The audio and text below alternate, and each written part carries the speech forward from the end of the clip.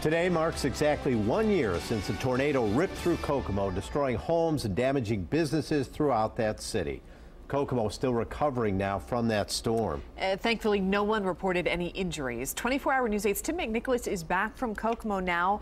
Tim, you were there a year ago. I was, yeah. How is the city looking? Well, if you drive through Kokomo today, you will still find construction workers repairing damage from that storm. A city spokesperson says no one is living at the Park Place apartments. The storm severely damaged the buildings and drove people from their homes.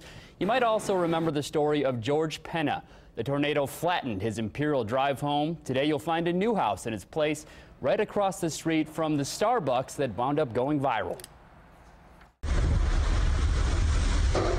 The video shows a tornado destroying a Starbucks. First responders rushing to the scene. The video doesn't show more than 20 people crammed into the bathrooms for safety. So I was the first one in the bathroom. But James Arnett doesn't need video to remember that. Everybody's ears is popping like crazy. I mean, just one right after the other. And I made the comment, that's not a good sign. That means it's right above us. And that's when the roof came off. A new Starbucks is now going up where Arnett used to drink his coffee every day. Now, where I used to sit, I'd have been flat as a pancake. He still remembers hearing a severe weather warning on his phone.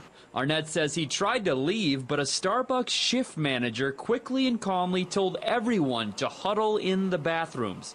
He saved people's lives that day, there's no question. I'm just so thankful that God used him the way he did, and his name is very fitting for that, obviously. That very fitting name is Angel. We followed protocol. Angel Ramos.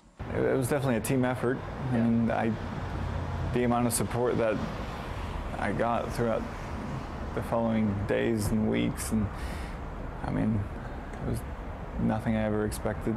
Angel says he's heard people call him a lifesaver. That's pretty crazy.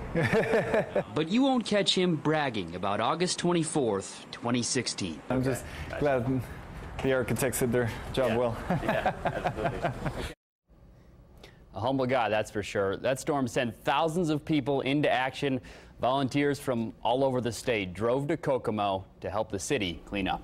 Wow, what a story. And Tim, you were there. We talked about that when the storm hit in Kokomo. Talk about that experience. I was actually covering a completely different story, and then the storm came through, and you know, I was born and raised in the Midwest. I've seen some bad storms. This is by far the worst storm I've ever seen in person. The sky was almost black at one point, just a very dark gray. So some scary stuff, and such a relief when we heard that there were no injuries reported in any of that. Yeah, seriously. And as bad as that was just one of a lot of tornadoes that hit that day. Yeah, 11 to hit that day, and it's rare to have August tornadoes here in central Indiana. Usually get maybe a little bit more later in the fall as you kind of transition to the cooler weather, but certainly having that type of outbreak and that strong of a tornado in Kokomo is a rarity. And here's a look at the radar image of that tornado as it passed over Kokomo. This is just a regular radar image you're used to seeing here on the left. You can see that classic kind of hook shape that you're seeing in the cell, and this is the wind fields that you're used to seeing also on the right, the reds and the greens, the couple close together, indicating just how powerful that tornado was. As I mentioned, there were a number of tornadoes, yes, including one even here in Marion County, a brief one that went through there that day. Out to the west, there's a tornado, there's an EF2, that was just south of Crawfordsville. That was kind of the first of what would be a series of tornadoes that usually started to form in that afternoon and evening hours. And then here's the Kokomo tornado. Again, estimated winds 152 miles per hour, 8 miles in the track.